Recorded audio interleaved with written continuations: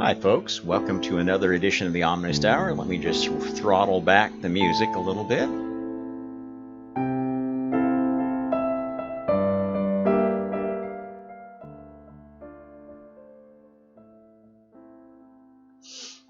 Well, welcome to another edition of the Omnist Hour. I've been wanting to record this one for several days after writing about the topic, trying to figure out what would be the best tag to maybe bring it up in the context of current events. And I decided that I'm going to call this episode How to Begin Fixing Education in America. Which I think, if you're a parent or a teacher or anybody who cares about education, you know is pretty messed up right now and reflects some messes that are pretty much global. And in my typical omnist way, if you're going to solve a problem, you have to have it well defined first. And I'm going to give you a large piece of it that I think would go a long way to beginning to solve the problem.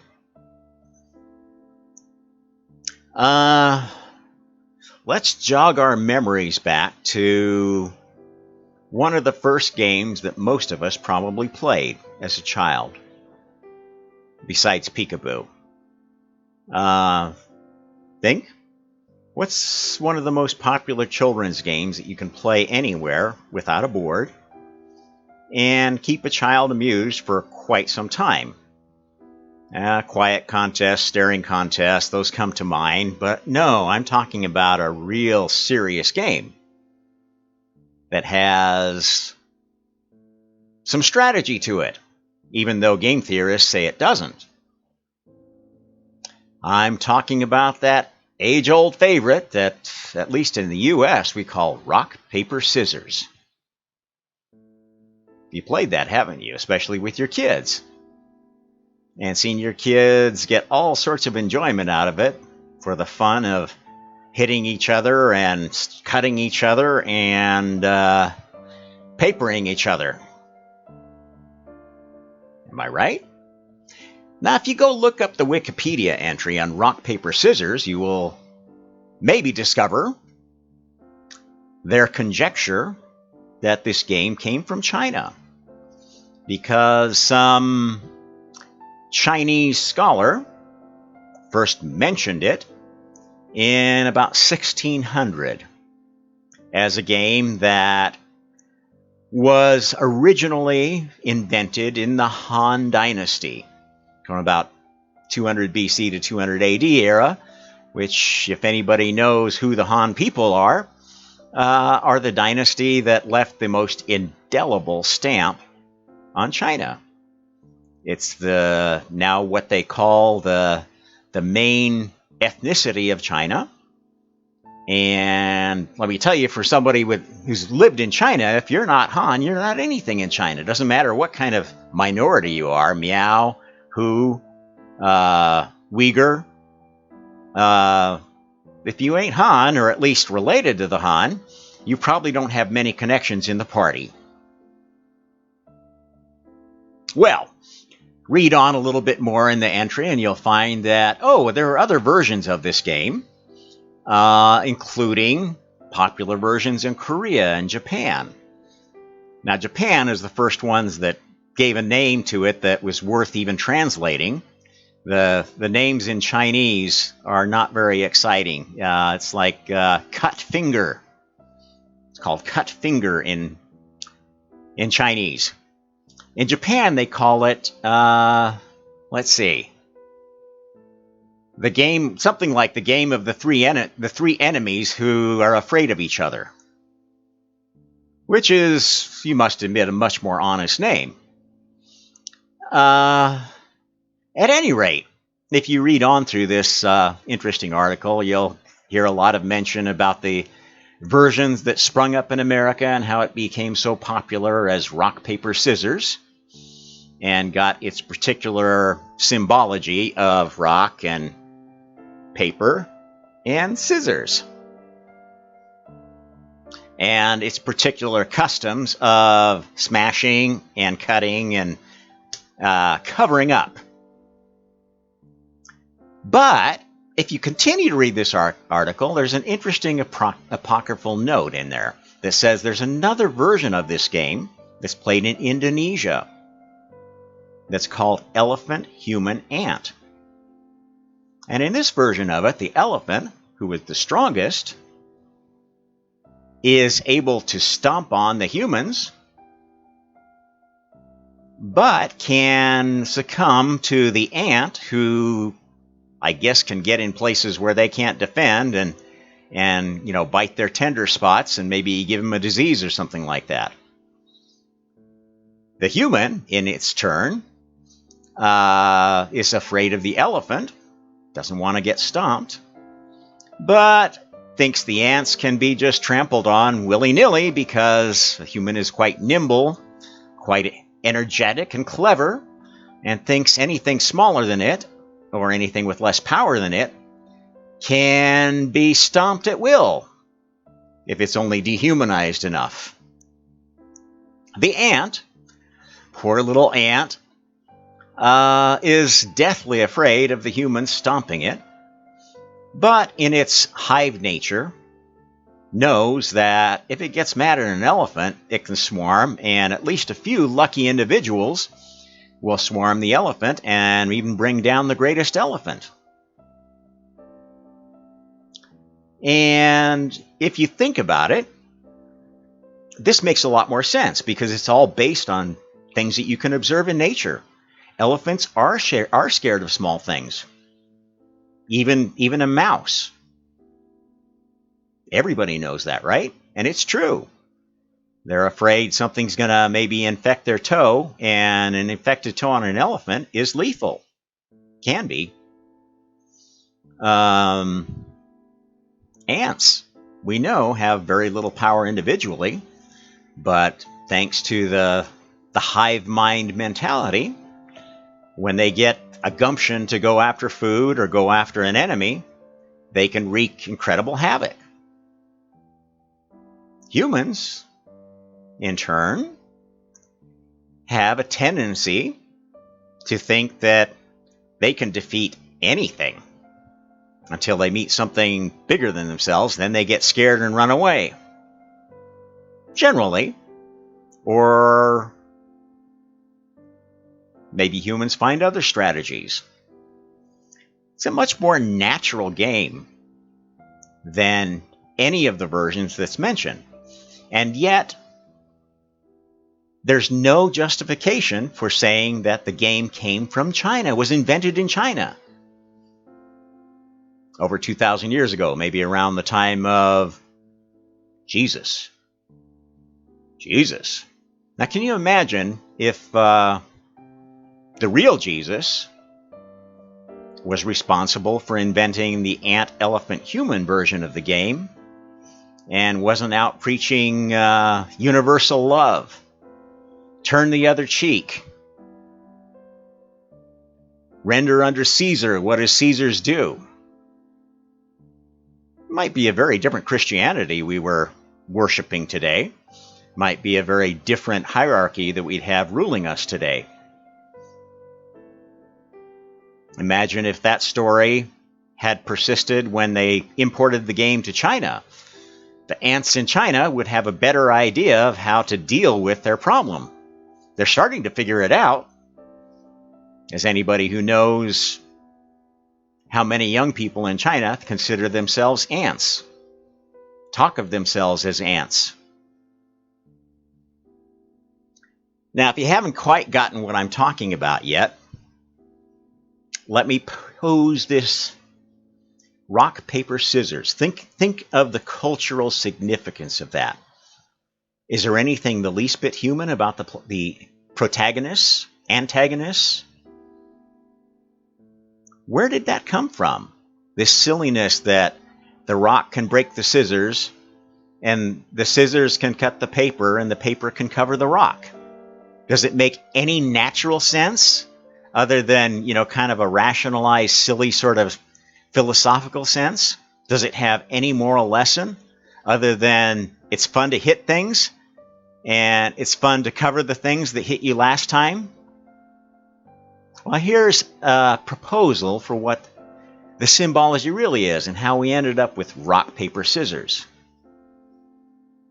In my theory, the rock represents the visible power, the power that we're scared of, the government, the corporation, the country that we're afraid is going to destroy us.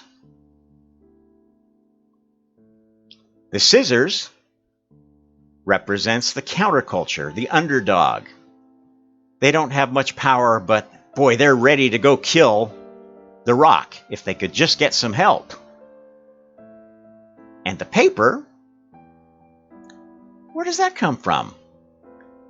Well, for those of you that grew up before TV or social media, the papers were how we got our news. The paper is the newspaper.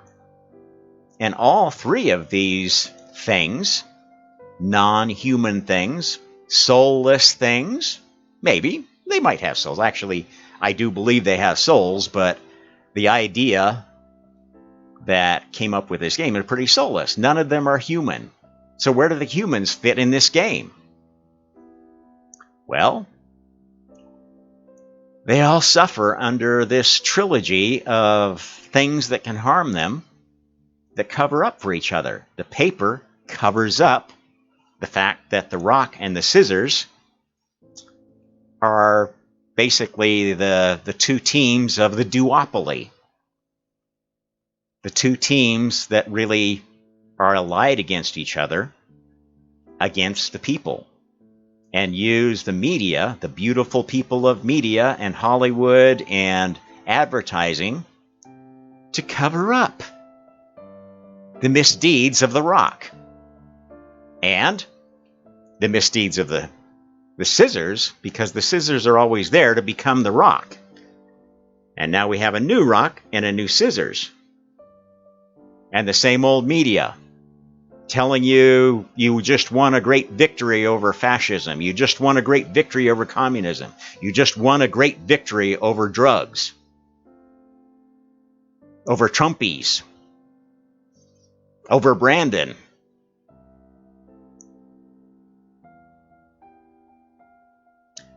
Okay, so I think I have made my case that this game is not what it seems, and was not invented where it seems.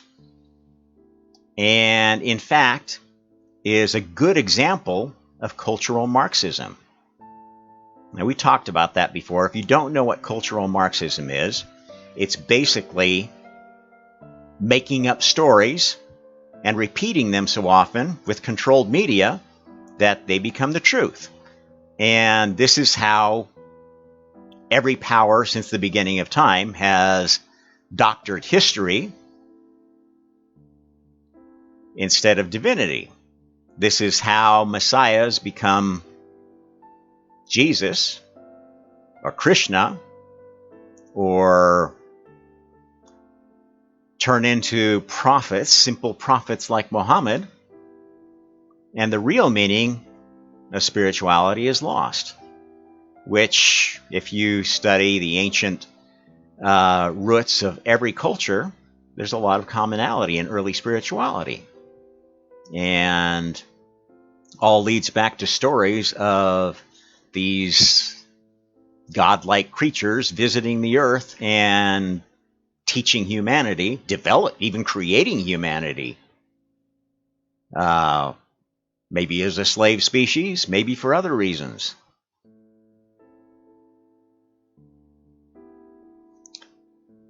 I do believe that there was a Messiah that came from Indonesia, not the Middle East. The Messiah that thought of this simple children's game as a way of teaching that power corrupts, and absolute power corrupts absolutely. You can take this game and you can cast it with any set of characters. And depending on what characters you give the three things, whether you call them Republicans, Democrats, and Independents, or Catholics, Protestants, and other, or communist, capitalist, and whatever you want to call anybody that's sane enough not to worship either of those religions, and you can turn it into a tool for either promoting a certain warped view of the world or for studying a system. Now, how would you use this for study purposes? Imagine that we start off educating our kids with ant, human, elephant, and talk about those paradigms first. And actually, some have probably caught this. There are children's books. One, I can't think of the author, whether it was Dr. Seuss or one of the other great authors of children's literature, but there was a story called The Ant and the Elephant. And they sort of figuratively left out the human, leaving the child reading it, or the parents reading it, to fill in that role of human. Very clever tactic for whoever wrote that book. And if you know that, put it in the comments and give us a citation. I don't think it was Dr. Seuss. It was one of the other famous authors, children's authors, that's very well read. Not so much anymore, because most of the children's authors that are well read right now are playing a different game of rock, paper, scissors, thinking that the scissors are going to win pretty soon. The scissors being communism, world communism, which is really world capitalism, world corporatism, a one world government of domination through media and surveillance, which is actually what's been invented in China, if you know anything at all about China, and is being exported through the rest of the world.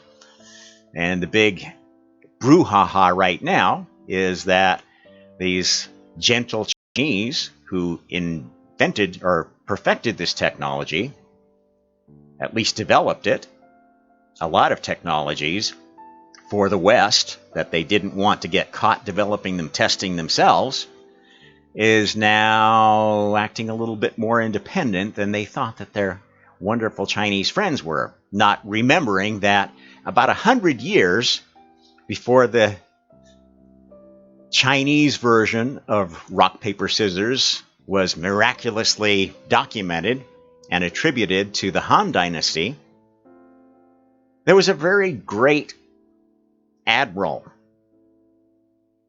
of China that made seven or eight voyages of conquest all through the Pacific. Didn't actually conquer much territory, but exerted economic slavery and caused a lot of havoc and pillage all through the area, including Indonesia, as far as Samoas, maybe Hawaii, etc., etc. And if you read the rhetoric of the Chinese Communist Party that is behind their 7-dash line claim to own the South China Sea, that's all based upon this great conquering admiral from a country that says, oh, we don't start wars. We're so friendly. We're so peaceful. We work together. Now, this was a Confucian Buddhist empire at the time. That was the prevailing thinking of China. So if you think either communists or Buddhists are these wonderful, friendly people that if we just let them take over and exert their ideology over the whole world, cosmic consciousness, all for one, one for all, you are the victim of cultural Marxism. The country that originated the ideas that are embedded in real religion, natural religion, religion that makes sense, taking into account human nature, and nature, and God's nature, came from somewhere around Indonesia. And this is something you can back up, actually, if you put any faith in the Bible. I don't put complete faith in the Bible, but enough to know that a book wouldn't have persisted for so long and carried so many of the same stories as other religious books if there wasn't some kernel of truth behind it. I would encourage you to go take a look after this at a YouTube channel called The God Culture. This is a channel produced by some of the most deep-looking biblical scholars I've ever come across. I don't agree with everything that they conclude, but they do good scholarship based on the Bible and the parts of the Bible that were removed by cultural Marxists, like the Nicene Council, like every scion of the Catholic Church since, trying to make Christianity look more like what it wanted to be to support the powers of the day. Anyway, they conclude to their scholarship that the Garden of Eden, the land of Adam, the original sin, the tree of life, was in what is now an ocean, a sea between the Philippines and Indonesia. And their argument is quite compelling. And they also posit that, among other things, that's what makes those islands, not only the Philippines, but the islands of Indonesia, so interesting. Because if you look at those islands, although they're in a place that has a lot of natural disasters, they're islands which are not so easy to get to, but actually, once you have seafaring, are pretty easy to conduct trade with, are the most fertile because of the volcanic soil and stuff like that, and the riches of the sea, and the richest places in mineral resources in the world. Indonesia is one of the few countries that is independently able to supply its hydrocarbon needs forever. And you look at almost every sort of mineral that you might be looking for and draw a ring around that area, which some occultists and psychics and so forth have told us that they believe that there was an original continent there, the continent of Lemuria, which sunk at some point as the result of a great flood, leaving only parts of it left. And if you look at the latest research of people that study Indo-Pacific archaeology, you're going to be hearing evidence that many of the Buddhist temples were really Hindu temples and go all the way back to some pre-Hindu culture, pre-Indus Valley culture that wasn't even in India. The most advanced, the most intricate, the most incredible temples are what's left of the temples that are in Cambodia, actually. Not so much Indonesia, because a lot of the temples were damaged due to all the ravages that hit those islands, both natural and the ravages of conquerors. But there's a very good case to be made, and in fact there's evidence that they were major cities far below the water level current. Take a look at the research on Dwarka, which is a city, ancient city. It's still a city there, but they found that the city goes down about 100 meters and way out into the ocean from where the water level is now. They're finding evidence of sunken cities all over the world. And, there's not a lot of money in that kind of archaeology yet because it goes against the grain of the accepted narrative, which is the counterpoise to cultural Marxism. Once you've established your history, you don't want to change it, right? And that's exactly what's going on in the U.S. now. Is the history in our old history books correct? More correct than what's in the new history books? Probably a little bit, because in the old days, they were closer to the events, not so long had passed, and there was not so much ideological reason to want to doctor the history. Think about it. The history of slavery. We have works, great works, of people who opposed slavery right from the beginning and discussed it, even during the founding of the nation. Folks like Thomas Jefferson, who, yes, was a slave owner, but spoke against slavery. He could see that it was wrong and wanted to find some way to change it without causing a total upheaval of the colonies, the 13 colonies that became the United States, because he could see that if you just forcibly pulled slavery out of the country, you'd probably have something like a civil war. And when you're first founding a country, the last thing you want to do is start a civil war before you even have established that country's independence from the power that started it. England, who used to be a slave country. And parts of the U.S. were French and Spanish, and those were slave countries. And you know who were some of the biggest slavers in the world? The Turks. That was the worst kind of slavery you could get into, because they were well known for abducting pretty girls and sending them to the Sultan's harem.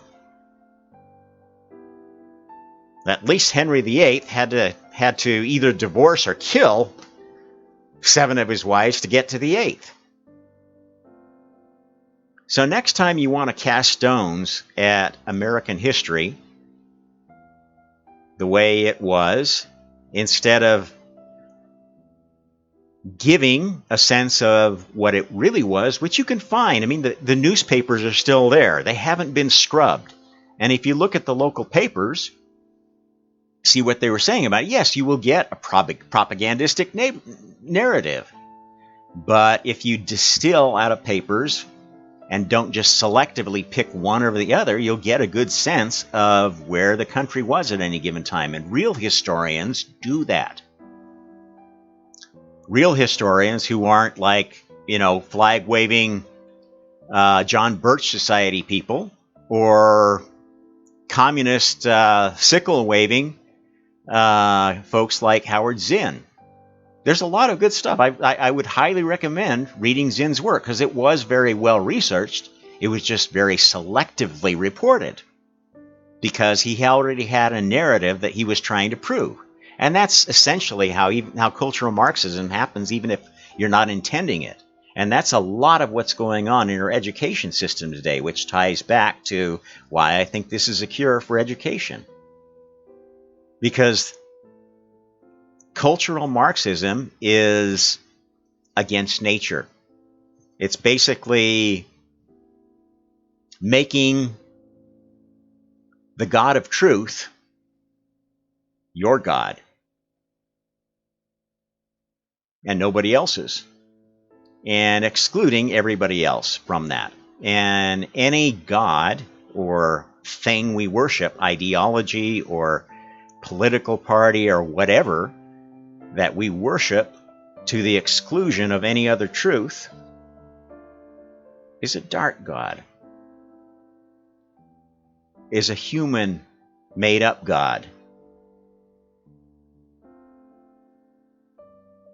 And I'll tell you again, as I always say, the real God is not an authoritarian, micromanaging ruler of the universe that serves you. The real God is just the first soul that figured out how to make a family that didn't destroy itself.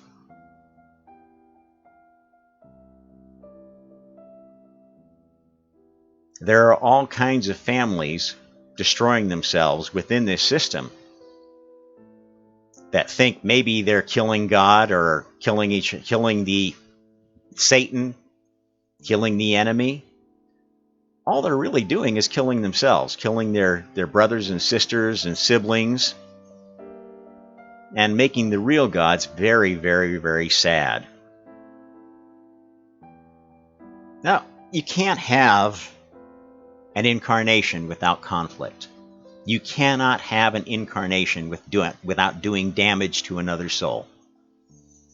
Every time we take a breath, we're pulling bacteria into our bodies, which are going to get killed, or maybe will survive and kill us. You cannot avoid it. This is the big mistake of a lot of the sects of Hinduism and Buddhism, thinking that, oh, okay, karma's a bad thing. Reincarnation is a bad thing. So if I don't want to reincarnate and have karma, I just need to sit under my Bodhi tree and not kill anything. And, well, I've got to eat something, but I can eat fruit because eating fruit isn't killing anything. Except, I can't eat fruit all the time, and some of the fruit has to be actually pulled in a way that kills the tree or the bush that it was on, and I don't know where the fruit came from or how it was raised, how many bugs were killed in the process, or how many bugs were put in the fruit. You're barking up the wrong tree if you're following any of these materialistic, man-made God religions. I don't care how noble it is. If you're a religious vegan, you're a fucking idiot. You're no more pure and pristine, no matter how organic it is or what kind of labels you put on it or how much you pay for it. And even if you were doing a little bit better job of feeding your body and doing less harm to the earth, you got to have money to pay for that shit. Where did that money come from? What's your employer doing that makes you so valuable to them that you've got money to buy organic food? All of these worshiping of material things, even this high vibe bullshit, worshiping pure energy, light. Oh, I've got to raise my vibrations and ignore all the bad vibrations and I'll be perfect, I'll be God. Fucking stupid. Everything that you can observe and sense is a manifestation of thought, not reality. Every manifestation of thought is put there because somebody thought it would be a good idea for you to experience it. And that's why we incarnate. That's why we're not disembodied consciousnesses living up in heaven all the time, or ever will be. Because every soul needs to experience what they've created, eat their own dog food. And if you don't, you're not going to learn how to be a responsible creator, a responsible leader, a responsible scientist, a responsible artist. Anyway, I think that's been long enough for this particular episode. If you find it interesting, like, share, subscribe, comment. If you want to read more in the similar vein, I put up a number of good essays on my Kindle Velo work, which is called the Omnist Omnibus.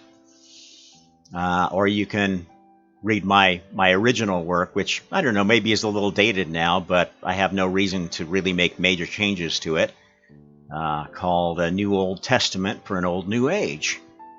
Stairway to Heaven. Until next time, I'm Rob Trump with the Omnist Hour. Thank you.